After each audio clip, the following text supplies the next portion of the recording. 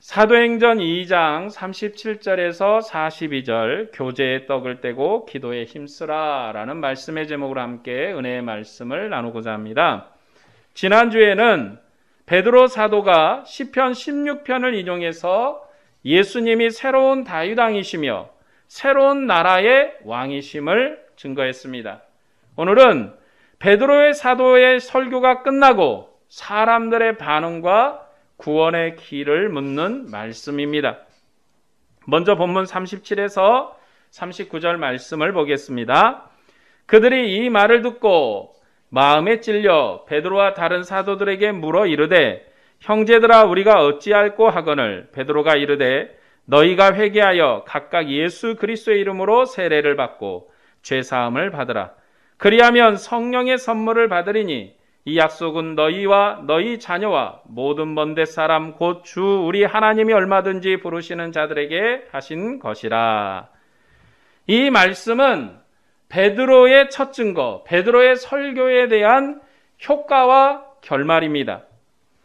베드로의 설교를 들은 이스라엘 백성은 마음에 찔려 애통하며 어찌할까를 물었습니다. 이스라엘 백성의 마음이 찔린 것은 그들은 메시아의 약속을 가진 백성이기 때문에 그래요. 우리 이방인 같으면 그런 걸로 마음에 찔리고 마음의 고통을 받을 이유가 없습니다. 왜요? 우리는 메시아의 약속을 받은 적이 없기 때문이죠. 그들은 자기 왕을 알아보지 못했고 심지어 자기 왕을 죽였어요. 가이사가 두려워서 자기 왕을 팔았어요. 그것은 그들의 무지함과 두려움 때문입니다. 그렇다 할지라도 하나님의 아들을 죽였으니 그 벌이 무엇이겠어요? 그들이 하나님의 아들을 죽였기 때문에 그 벌은 어마어마한 거예요. 단지 그들의 무지함과 두려움 때문이었다고 그렇게 에둘러서 넘어가기는 그렇게 쉬운 문제가 아닙니다. 예수님께서 비유하신 것처럼 아들을 죽이고 포도원을 차지하려 했던 악한 농부를 심판한 것처럼 하나님이 군대를 동원해서 이스라엘을 쓸어버릴 거예요. 그들의 범죄로 큰 심판을 받게 되었으니 마음에 찔리고 애통한 것입니다. 그래서 베드로에게 살 방법을 물었어요. 이스라엘 백성이 이렇게 된 것은 예수님을 하나님의 아들로 알지 못했기 때문입니다. 그래서 베드로 사도는 너희가 회개하여 각각 예수 그리스도의 이름으로 세례를 받고 죄사함을 받으라고, 그러면 성령의 선물을 받을 것이라고 가르쳤습니다. 이스라엘 백성이 하나님의 아들을 죽인 것은 대단히 잘못한 거예요. 그것은 용서받을 수 없을 만큼 어마어마하게 잘못한 거예요. 하지만 그들이 알지 못해서 그런 거기 때문에 죄사함의 회개를 다시금 가르쳤습니다. 이런 가르침은 사도 바울을 통해서도 우리가 배울 수가 있어요. 바울도 주님을 알지 못하고 교회를 핍박했어요. 바울처럼 열심을 내서 최선을 다하고 그리고 힘을 다해서 교회를 핍박한 사람이 없어요.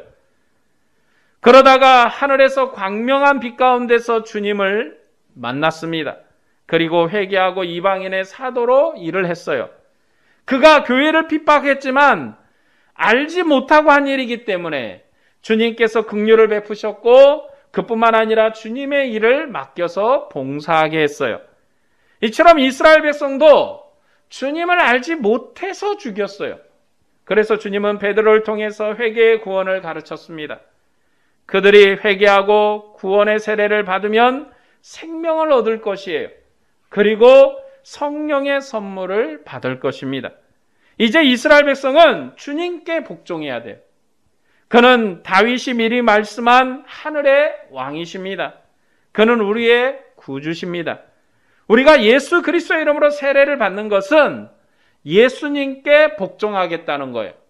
우리가 예수님의 이름으로 세례를 받는 것은 그냥 하나의 형식이고 예식이 아니라 하나님 아들이신 예수 그리스도에게 복종하겠다는 거예요. 우리가 결혼식을 하는데 결혼식은 형식이고 예식이고 절차인 게 아니에요. 한 남자와 한 여자가 부부를 이루어서 평생을 함께 살겠다는 언약식이에요. 결혼식의 가장 핵심은 그냥 잔치하고 맛난 걸 먹는 것이 핵심이 아니라 한 남자와 한 여자가 이제는 평생을 함께 하겠다는 언약으로 세워지는 날이에요. 그런 것처럼 세례도 그냥 우리가 물로 세례받고 이렇게 세례받았으니까 예식이고 절차한 게 아니라 우리가 주님의 자녀이고 또 주님의 신부이고 주님의 백성으로서 그분께 복종하겠다, 그분에게 충성을 다하겠다는 그런 서약과 언약의 세례인 거예요. 그것이 바로 이스라엘 백성이 이제 하나님의 백성으로 서는 거예요. 이스라엘 백성은 구약에 모세에게 속해서 여호와의 백성이 됐었어요. 그러나 이제는 그들은 예수 그리스도에게 속한 백성으로 세례를 받고 아버지 하나님께 속한 백성이 되어야 합니다. 예수님은 우리의 구주십니다. 우리는 예수님과 함께 죽고 예수와 함께 살아서 예수께 속한 백성이 되었습니다. 우리가 예수께 속한 백성이 되기 위해서는 새롭게 씻는 세례를 받아야 돼요. 예수 그리스도의 이름으로 세례를 받고 죄 사함을 받아서 예수님께 속한 백성이 되어야 합니다. 이스라엘 백성은 가이사에게 속해서 하나님의 아들을 죽였어요. 그들은 가이사의 백성이었어요. 그들이 만일 여호와의 백성이었고 하나님의 백성이었다면 예수님을 죽이지 않았을 것입니다. 그들이 예수님을 죽인 것은 가이사에게는 우리에게 왕이 없다고 하는 고백처럼 그들은 가이사에게 속한 백성이에요. 그래서 하나님께서 이스라엘을 바벨론에 파시고 아수르에 멸망시킨 거예요. 그냥 하나님이 그들이 말 조금 안 듣고 뭔가 미운 짓 해서 그런 것이 아니라 그들은 세상 나라 백성이 되었고 여호와를 떠난 백성이 되었어요. 그렇기 때문에 하나님께서 그들을 심판하신 것이고 그들을 벌하신 거예요. 그런데 이스라엘 백성은 가이사에게 속해서 하나님의 아들을 죽였어요. 그러나 그들도 베드로를 통해서 놀라운 구원의 소식을 들었습니다. 그들이 죽인 예수님이 우리의 그리스도요 우리의 하나님이라는 놀라운 소식을 들었어요. 이제 그들도 세례를 받아 예수 그리스도에게 속한 백성이 되어야 합니다. 그분은 천하 만민의 왕이세요. 그 왕국에 속하지 않는 사람은 죄사함이 없고 구원이 없습니다. 우리의 죄사함은 예수 그리스도에게 속하기 위한 죄사함이에요. 그것은 주님께 항복하고 복종하는 거예요. 충성을 다해 주님과 함께 살고 함께 죽는 고백이에요. 우리가 예수님께 속하기 위해서 세례를 받고 죄사함을 받아야 합니다. 그러면 우리의 죄가 속죄되고 충성스러운 믿음의 군병으로 주님께 봉사하게 될 거예요. 우리가 죄사함을 받고 그리스도에게 속한 백성이 되면 성령의 선물을 받습니다. 과거 이스라엘 백성은 홍해에서 물로 씻혀서 여호와의 것이 되었어요. 홍해의 세례를 받고 여호와의 백성이 됐어요. 그래서 그 선물로 시내산에 강림한 하나님을 보았고 그의 음성을 들었어요. 광명한 불빛 가운데 임한 하나님을 시내산 저 먼 발지에서 본 백성은 온 인류에서 이스라엘만이 그 빛을 봤어요. 그리고 하나님의 음성을 들었어요. 그런 선물을 받은 백성은 이스라엘 백성밖에는 없었어요. 왜요? 홍해물로 씻혀서 여호와의 것이 됐기 때문에 하나님의 광명을 보고 하나님의 음성을 들을 수 있는 복을 받은 거예요. 그리고 율법에 속한 복을 받아서 세상의 장자가 되었습니다. 그래서 하나님께서 이스라엘을 모든 적으로부터 보호하시고 영광을 주셨습니다. 그러나 우리는 예수님의 이름으로 세례를 받은 예수님의 백성이에요. 이스라엘은 홍해물로 씻혀서 여호와의 백성이 됐지만 우리는 예수님의 이름으로 세례를 받아 하늘 백성이 되었습니다. 우리가 하늘 백성이 되는 것이 죄사함을 받은 거예요. 그 죄사함은 우리가 예수밖에 있지 않고 예수님의 통치 안에 있는 거예요. 우리가 예수의 통치 아래 있으면 그 나라에 속한 백성으로 성령의 선물을 받습니다. 그리고 그 선물이 바로 성령이 우리에게 주시는 은혜예요. 큰 복이에요. 우리가 하나님의 아들을 깨달을 수 있는 은혜의 복을 우리에게 주시는 거예요. 성령은 하나님을 고백하게 하는 영입니다.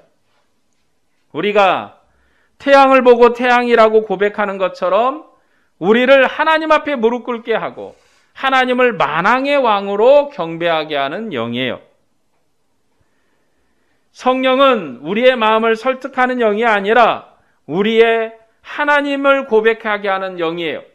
하나님을 하나님으로, 예수 그리스도를 우리의 왕으로 고백하게 하는 영입니다.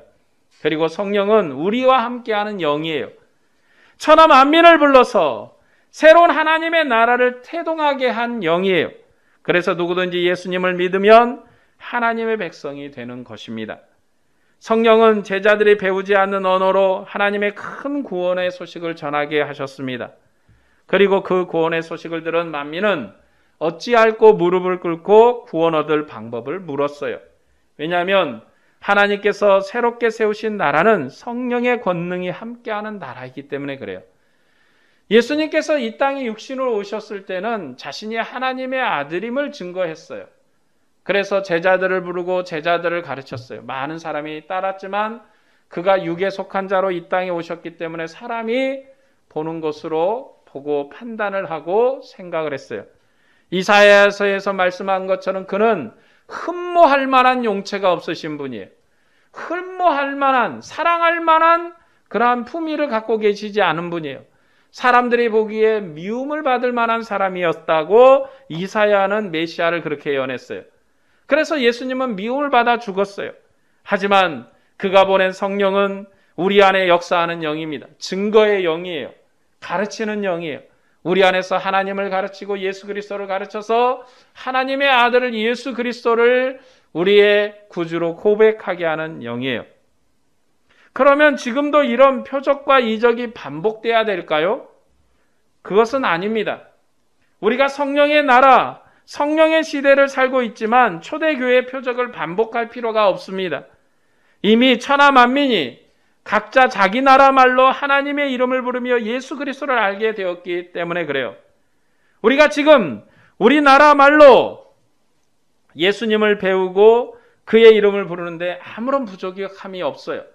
우리가 우리나라 말로 예수님을 배우고 하는데 아무 부족함이 없어요. 굳이 우리가 알아들을 수 없는 영어로 말할 필요가 없어요. 그리고 지금 이 시대는 천하 만민에게 복음이 증거되는 시대예요. 하나님의 나라는 항상 표적을 통해서 임하는 것이지만 그 표적을 2번 반복할 필요가 없다는 것입니다. 하나님의 구원 역사에서 홍해를 가른 사건은 한 번이면 족해요. 예수님께서 죽으시고 부활하신 사건도 한 번이면 족해요. 이 한 번의 부활을 통해서 사도들이 살아나신 예수님을 천하 만민에게 증거해서 예수 그리스도로 말미암아 구원 얻게 하는 일에 부족함이 없습니다. 성령이 우리로 부활을 믿게 하고 주님을 나의 왕으로 나의 구원의 주님으로 고백하게 하셨습니다. 그러므로 지금 주님께서 다시 부활하실 필요가 없는 거예요. 그 일을 반복한다고 우리의 믿음이 더욱더 굳건해지는 게 아니에요. 여러분, 보고 믿는 사람이 복됩니까? 보지 않고 믿는 사람이 복됩니까? 그 말이에요. 앞으로 이제 이 주님이 하시는 일을, 그 일을 다시 반복하지 않을 거예요. 지금 보면서도 믿지 않는 이스라엘은 복이 없는 백성이에요. 그러나 보지 않고 이 주님을 믿는 우리 이방인 같은 사람, 이스라엘 밖에 있었던 사람이 더 복된 백성이에요. 우리는 예수님이 어떻게 생겼는지도 모르고 서양의 이상한 사람들이 와서 전해준 걸 듣고 야, 이게 뭔가 있다. 성령의 감동을 받고 예수님을 믿은 거예요. 그런 우리가 더 복된 거예요. 그렇기 때문에 예수 그리스도의 부활은 단 한 번으로 우리가 구원 얻는데 아무런 부족함이 없어요. 우리가 주님의 복음을 전하는데 아무런 부족함이 없는 거예요. 성령 강림도 2번 반복한다고 해서 그 의미가 더 확실해지고 또 그것이 분명해지는 게 아니에요. 2번 반복한다고 큰 역사가 있는 게 아니에요. 한 번 오신 성령을 통해서도 천하 만민을 구원하는데 부족함이 없습니다. 주님께서 세우신 교회는 만민의 언어로 만민을 부르는 권세 있는 군대예요. 교회는 권세 있는 하나님의 나라입니다.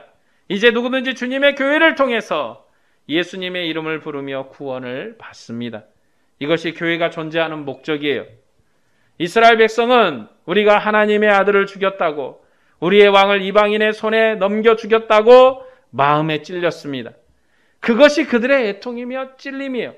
그것은 이스라엘 백성에게만 있는 애통이에요. 우리는 이방인이었고 예수님이 누군지도 모르고 하나님이 누군지도 모르고 성령은 어떤 분이신지도 모르는 우리가 이방인으로서 우리가 그를 죽인 건 아니에요. 그러나 이 당시 지금 이 사도 베드로가 설교했을 때 이때 이스라엘 백성 중에 거기에 있는 많은 사람들 중에 일부는 예수님을 십자가에 못 박으라고 소리쳤던 사람들, 그 사람들도 여기에 있어요. 그래서 이 고백은 그들의 애통함이에요. 이스라엘의 애통함이에요. 그것은 하나님 앞에 심판을 받을 큰 잘못이에요. 그래서 그들은 주님께 무릎을 꿇고 구원의 길을 구했습니다. 하나님께서 그들을 부르셨기 때문에 무릎을 꿇었어요. 하나님께서 우리를 부르신 것은 그의 왕국으로 부르신 거예요. 그리고 이 일에 이스라엘 백성은 거절을 해서 그들은 하나님 앞에 범죄했어요. 그럼 우리의 구원은 뭡니까? 우리는 감사의 구원이에요. 우리는 기쁨의 구원이에요. 우리는 하나님도 모르고 예수님도 모르고 성경도 모르고 율법도 모르는 우리 같은 참으로 어두움, 광명이 없는 저 깊은 어둠 속에 있던 우리에게 광명을 비추셔서 예수님을 알게 하시고 성령을 알게 하시고 주의 교회를 알게 하신 것이기 때문에 우리의 애통함은 우리에게 하나님의 은혜를 주신 그 기쁨의 애통이에요. 애통이란 말이 기쁨과 어울리지는 않는데 이스라엘 백성은 애통하면서 무릎을 꿇었지만 우리는 기쁨과 감사와 즐거움과 환희로 무릎을 꿇어야 돼요. 왜냐하면 우리 같은 빛이 없는 자들, 사실 이스라엘 백성은요, 우리하고 수준이 달라요. 얘기하면 그들은 저 위에 있고 우리는 땅바닥에 있었던 거예요. 그런데 이것이 역전이 돼서 이스라엘은 땅바닥으로 떨어지고 되려 이방인 같은 우리가 하늘 백성으로 광명을 얻고 은혜를 얻었어요. 그렇기 때문에 우리를 부른 것은 그의 왕국으로 부른 거예요. 왜냐하면 우리는 어둠이었고 저 땅바닥이었고 아무것도 없었던 우리를 하나님의 영광스러운 자리에 부르셨어요. 하나님이 우리를 부르신 것은 왕 앞에 무릎을 꿇고 그 앞에 충성하라고 부르신 거예요. 우리는 살아계신 하나님께 무릎을 꿇어야 하고 그분을 위해서 봉사해야 합니다. 주님께 무릎을 꿇고 그에게 봉사하는 것이 우리의 죄사함이에요. 그 앞에 우리가 충성하는 게 우리의 죄사함이에요. 여러분, 죄사함이 뭔가? 우리는 죄사함이라 그러면 우리 기도합시다. 영접 기도합시다 해가지고 당신의 죄를 용서해달라고 우리의 죄를 용서해 주십시오. 그러면 당신의 죄가 용서받았습니다. 죄사함 받았습니다. 이렇게 얘기하는 때가 많아요. 그렇게 또 생각할 때가 많습니다. 내 입술로 죄를 고백하면 그것이 죄사함이라고 생각할 때가 있어요. 그러나 베드로 사도가 또 성경이 가르치는 죄사함은 예수의 이름에 무릎을 꿇는 거예요. 여러분, 죄사함 받고 하나님 백성된 자만이 예수를 알아봐요. 하나님의 백성된 자만이 예수가 구주이며 생명의 주님이시고 우리의 모든 것임을 고백하는 은혜가 있어요. 그래서 무릎을 꿇는 거예요. 그냥 그 앞에 무조건 복종하세요, 무릎 꿇으세요 하고 엇박질러서 겁박지르고 협박을 해서 무릎을 꿇는 게 아니라 그 예수를 알아보는 은혜가, 예수가 우리의 주님이심을 깨닫는 은혜가 우리에게 넘치기 때문에 무릎을 꿇는 거예요. 그래서 죄사함은 뭐냐? 우리가 주님의 은혜로 이 예수 그리스도를 새로운 다윗왕으로, 하늘의 왕으로 인정하고 복종하는 게 죄사함이에요. 이제 우리는 우리의 육체를 주님을 위해서 써야 하는 거예요. 우리가 비록 세상에 속했지만 세상에서 썩어 없어지지 않고 하나님을 위한 봉사로 생명을 얻은 것입니다. 우리가 하나님께 무릎을 꿇고 그에게 봉사하는 것이 우리의 구원이며 죄사함이에요. 그러니까 우리의 죄사함이 뭡니까? 주님 앞에 봉사하는 거예요. 그거는 누가복음과 사도행전의 같은 문맥이에요. 그러니까 이거는 누가복음과 사도행전의 문맥이에요. 마태나 마가나 또 그건 또 달라요. 조금씩 요한복음도 조금씩 다릅니다. 그러니까 우리는 한 가지 시각을 가지고 있는 것이 아니라 다양한 시각 속에서 다양한 하나님의 은혜의 말씀을 깨닫는 은혜가 우리에게 있어요. 그렇기 때문에 우리에게 죄사함이라는 건 하나님께 무릎을 꿇고 그분께 봉사하는 거예요. 성령의 부름을 받고 성령으로 충성하는 우리는 하나님 앞에 부름을 받은 주님의 백성입니다. 우리의 왕이신 예수님을 위해서 충성하는 자들이에요. 우리는 예수님을 남편으로 영접한 주님의 신부입니다. 우리는 주님만을 사랑하고 그분을 따라야 해요. 우리가 주님을 사랑하지 않고 딴 마음을 품는 것은 불충성입니다. 우리가 주님만을 위해서 살 뿐만 아니라 우리의 지체도 주님의 것이 되었으니 서로 사랑하고 믿음으로 서로를 섬기며 아름다운 주님의 성전으로 서로가 세워져 가야 합니다. 교회 지체는 서로가 서로를 도와서 주님만을 위한 봉사자로 세워져야 돼요. 이렇게 서로가 세워져 가는 것이 우리의 구원이에요. 우리는 하나님께 큰 복을 받은 사람들이에요. 앞서도 말했지만 우리는 이방인으로서 하나님을 믿었기 때문에 큰 복을 받았어요. 그러니까 천하에 우리처럼 복 받은 사람이 없어요. 구약 때는 이방인은 모두가 죄인이었습니다. 율법으로는 이스라엘 백성과 함께 할 수 없는 더러운 자들이었어요. 율법은 이방인은 선한 것이 하나도 없다고 정죄했습니다. 그래서 하나님도 이방인을 멀리했어요. 이방인을 직접 만나지 않아요. 심지어 이스라엘 백성도 이방인과 교제 식탁에 앉아서 밥 먹지 않습니다. 왜요? 그들은 저 어둠이고 저 땅바닥이고 그리고 정말로 속죄할 수 없을 만큼 더러움이기 때문에 그들과 함께 할 수 없어요. 그뿐만 아니라 이방인은 하나님을 깨닫는 바가 없어서 우상을 만들어서 그 앞에 절하면서 내가 내 신이라고 나에게 복을 달라고 그렇게 어리석음에 빠져 있기도 했어요. 왜 그렇게 됐는가? 이방인은 깨닫는 지혜가 없기 때문에 그래요. 하나님의 영이 없어요. 이스라엘은 하나님의 영이 있는 하나님의 영을 받은 선지자가 가르쳤거든요. 모세가 하나님의 영으로 가르쳤고 그리고 이사야가 하나님의 영으로 가르쳤고 여호수아가 하나님의 영으로 자기 백성을 가르쳤고 그리고 왕도 하나님의 영으로 자기 백성을 인도했어요. 다윗과 같은 왕은 하나님의 영으로 자기 백성을 인도했어요. 그렇기 때문에 이스라엘은 하나님의 영의 지혜가 있는 백성이에요. 하지만 이방인은 하나님 앞에서 죽은 사람들이에요. 죽은 사람이에요. 무슨 죽은 사람이 지혜가 있고 명철이 있고 무슨 죽은 사람이 얼마나 똑똑하겠어요? 아무것도 없다는 거예요. 그런 우리를 사랑하셔서 성령을 주셨고 우리를 새로운 인류로 새로운 백성으로 출생하게 하셨습니다. 이것이 우리에게 주신 선한 은혜입니다. 이방인 된 우리를 부르신 것이 우리의 기쁨이며 영광인 것입니다. 그것이 우리를 향한 하나님의 사랑이에요. 그런데 우리가 먼저 하나님을 찾는 것이 아니라 하나님이 우리를 찾으셨습니다. 이미 죽은 자 같은 우리를 찾아서 하나님의 구원과 생명을 주셨어요.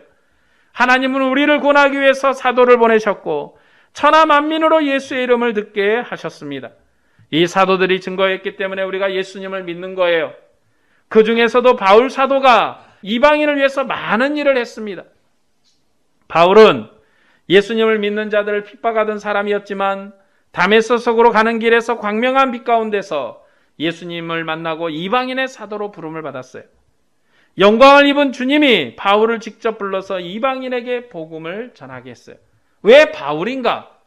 여러분, 왜 바울인가 우리가 생각해 볼 필요가 있어요. 주님이 바울을 통해서 이방인을 부른 것은 이방인을 직접 부르신 것인데 바울은 처음부터 예수님을 핍박하던 핍박자였어요. 그러니까 핍박을 했다. 이 말은요, 그냥 예수님을 조금 겁박하고 이랬다 이 정도 수준이 아니라 그는 주님의 특별한 부름을 받은 사람이에요. 그런 사람을 특별하게 이방인을 부르는 사도로 세우신 거예요. 그러니까 이 바울은 예수님을 핍박한 자라는 이 표현은 하나님의 반역자예요. 하나님의 반역자로 죽어야 돼요. 주님은 죽은 자 같은 이방인을 부르기 위해서 주님 앞에 죽어 마땅한 바울을 불러서 이방인을 부르는 생명의 사역을 맡겼어요. 그래서 바울의 위치가 특별하고 바울의 사역이 특수 사역인 거예요. 왜냐하면 바울은 죽어 마땅한 사람이에요. 그러니까 바울은 모든 이방인의 표본이에요.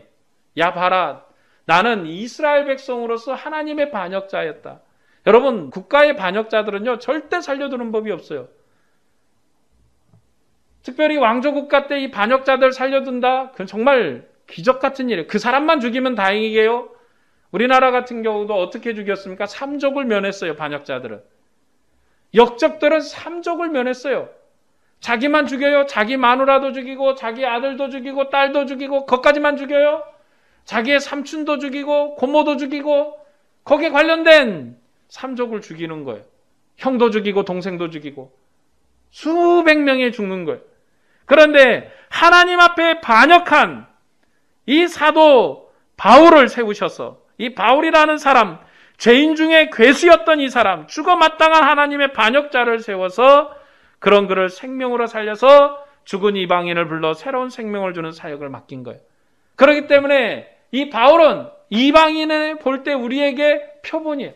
저런 사람도 살려서 생명을 주셨다. 그러면 우리 같은 사람 살리시는 그 생명의 은혜도 가능한 거구나. 큰 은혜인 거구나. 반역자로 죽어 마땅한 그 사람을 살린 하나님의 은혜가 우리도 살린 거예요. 그가 이방인을 살리는 사명을 감당할 수 있었던 것은 주님께서 새로운 창조로 이방인을 부르셨기 때문에 그래요. 주님은 이방인을 새로운 창조로 부르셔서 새로운 백성으로 생명을 얻게 하셨습니다. 그래서 바울이 특별한 부름과 특별한 사역으로 이방인을 위해서 봉사했던 거예요. 바울은 하늘보다 더 광명한 길 가운데서 하나님의 아들을 만났습니다. 그래서 그가 본대로 만민에게 증거했고 모든 사람으로 하나님의 자비하심을 찬양하게 했습니다. 이처럼 바울 사도가 이방인을 하나님의 구원으로 초대하는 것은 특별한 은혜예요. 바울 자체도 특별하고 그리고 그가 부른 자도 특별해요. 그래서 바울을 이방인의 사도라고 부르는 거예요. 바울이 사도는 아니잖아요. 엄밀하게 얘기하면. 주님이 뽑아서 쓴 제자도 아니고 주님과 함께 그 세례받을 때부터 주님과 함께 일했던 사람도 아니고 반역자요, 핍박자요, 그리고 하나님 앞에 죽어 마땅한 죄인 중에 괴수인 거예요. 죄인 중에 괴수라는 것이 윤리적인 양심이 아닙니다.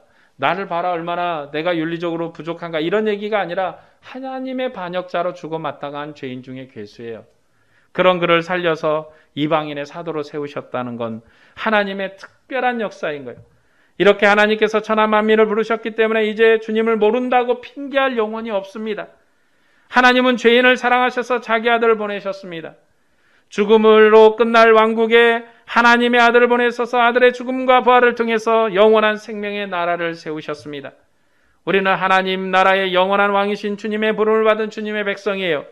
그래서 우리가 주님의 영으로 하나님을 아버지라고 부르며 죽음의 권세를 끝낼 주님을 찬양하는 것입니다.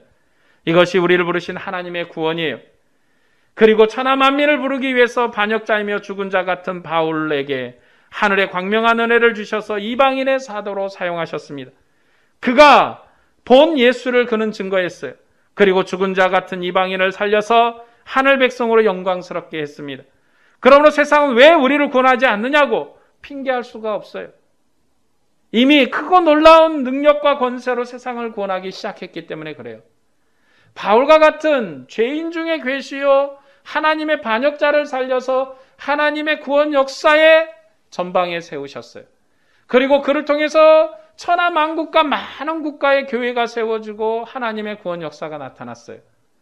그렇기 때문에 하나님이 이미 이방인을 부르시고 구원하시기를 기뻐하시고 그 일을 시작했기 때문에 누구도 어떤 사람도 하나님은 왜 나를 구원하지 않느냐고 하나님은 내게 왜 구원의 소식을 전하지 않느냐고 핑계할 수 없는 것입니다. 본문 40에서 42절 말씀을 보겠습니다. 또 여러 말로 확증하며 권하여 이르되 너희가 이 패역한 세대에서 구원을 받으라 하니 그 말을 받은 사람들은 세례를 받음에 이날의 신도의 수가 3,000이나 더하더라. 그들이 사도의 가르침을 받아 서로 교제하고 떡을 떼며 오로지 기도하기를 힘쓰니라. 이 말씀이 성령 강림의 결론이에요. 죄사함을 받고 구원 얻은 사람들이 사도의 가르침을 받고 서로 교제하고 떡을 떼며 오로지 기도에 힘썼다라는 게 결론이에요. 3,000명이나 구원받았다. 5,000명이나 구원받았다. 이 숫자가 핵심이 아니라 맨 마지막에 있는 사도의 가르침을 받고 교제의 떡을 떼고 오로지 기도에 힘썼다는 게 이게 결론이에요. 구약 때 이스라엘 백성은 여호와의 성소에서 교제하며 가나안 땅의 생명을 누린 백성이었어요. 그러나 신약 때는 사도의 가르침을 받고 교회가 벌하신 주님의 상에서 떡을 떼며 교제하는 생명을 누리는 것입니다. 구원 얻은 백성들은 사도의 가르침을 받으며 서로 교제의 떡을 떼고 기도에 힘쓰는 거예요. 제자들과 구원 얻은 백성들은 성령을 받고도 기도하는 일에 힘을 썼습니다. 그리고 그들은 사도의 가르침을 받았어요. 주님께서 사도를 세우셨기 때문에 사도를 통해서 만민을 부르는 구원의 사역을 하도록 하셨습니다. 그리고 사도를 통해서 천하 만민을 세례하게 하셨습니다. 주님이 사도를 통해서 생명의 공동체를 세우셨어요. 이 생명의 공동체가 바로 교회예요. 교회는 사도의 가르침을 받고 서로 교제의 떡을 떼고 함께 기도하는 게 생명의 공동체예요. 서로의 교제의 떡을 떼는 것은 생명의 양식을 함께 나누어 먹음으로 한 생명의 공동체가 되는 거예요. 그리고 이 교제의 떡은 교회에서 성찬이라는 이름으로 제도화되었습니다. 예수 그리스도 안에서 주님이 주신 피와 그의 몸을 나눔으로 예수 안에서 하나 된 공동체로 서로가 연합되었음을 확인하는 성찬이 바로 우리에게 주신 하나님의 생명의 교제인 거예요. 그래서 교회는 모일 때마다 주님의 몸과 지체로서 우리의 생명을 새롭게 하기 위해서 성찬에 참여하는 거예요. 이 성찬에 참여하는 모든 성도는 한 형제요, 한 자녀인 것입니다. 이렇게 공동체가 된 교회는 서로 교제할 뿐만 아니라 간절히 기도에 힘쓰는 공동체가 돼야 돼요. 생명의 떡으로 교제를 나누고 서로를 위해서 기도함으로 하나님의 공동체인 교회가 생명이 빛이 되게 해야 하는 것입니다. 교제의 영으로 하나 되는 우리는 기도해야 되는 거예요. 교회는 사도가 증거한 복음이 천하 만민에게 온전히 증거되도록 기도해야 됩니다. 세상도 주님의 부름에 참여할 수 있도록 기도해야 합니다.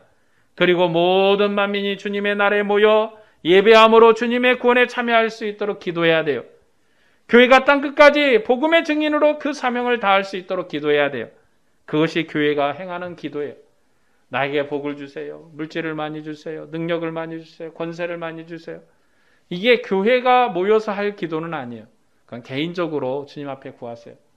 그러나 교회가 모여서 힘써 기도하는 일은 주님의 교회가 복음을 증거하는 일, 그리고 또한 여러분들도 개인적으로 기도할 때 주님의 교회가 복음을 증거하는 일에 함께 힘을 합쳐서 기도해야 되는 거예요.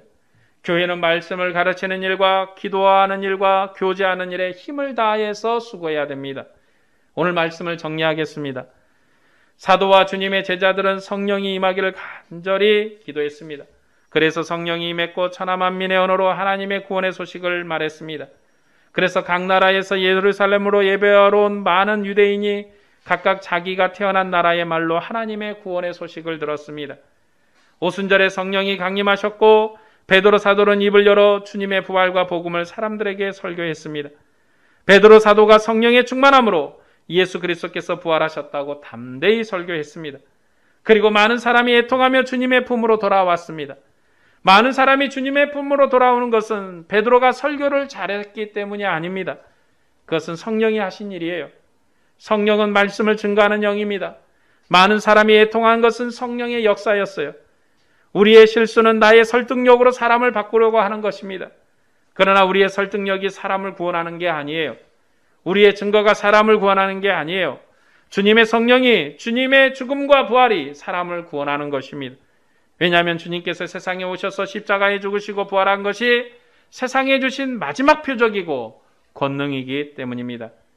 교회가 세상에서 내놓을 수 있는 것은 예수 그리스도의 십자가의 죽음과 부활밖에는 없어요. 교회가 자랑하는 건 오직 십자가의 예수님뿐입니다. 베드로가 미문에서 구걸하던 사람에게 내게 있는 것을 내게 주노니 나사렛 예수 이름으로 걸으라고 한 것처럼 교회는 오직 예수의 이름만 자랑할 뿐이에요. 그러나 세상은 예수의 이름을 믿지 않아서 멸망할 것입니다. 그런 세상에서도 우리는 예수님의 이름으로 구원을 받을 거예요. 오늘 우리는 죽은 자 가운데서 부활하신 주님을 증거하는 복음의 증인입니다. 그가 하늘의 왕이시며 만물을 심판할 분이라고 만민하게 확실하게 증거해야 돼요. 우리가 이 일을 위해서 기도해야 되는 거예요. 교회가 믿음으로 기도하고 주님의 응답을 기다려야 합니다. 복음을 전하면서 항상 기도해야 돼요. 땅끝까지 주님의 능력 있는 군명으로 사명을 감당하기를 기도해야 돼요. 그러면 주님께서 우리를 도우시고 성령이 역사할 것입니다. 우리는 기도하는 복음의 봉사자가 돼야 돼요. 우리의 노력과 수고가 아니라 주님의 권세와 능력이 세상에서 역사하기를 기도해야 돼요. 그것이 우리의 사명이에요. 우리가 해야 될 일이에요. 오늘 또 기도의 복음의 봉사자가 되기를 소망하는 여러분에게 주님의 은혜와 평강이 충만하기를 축복합니다. 기도하겠습니다.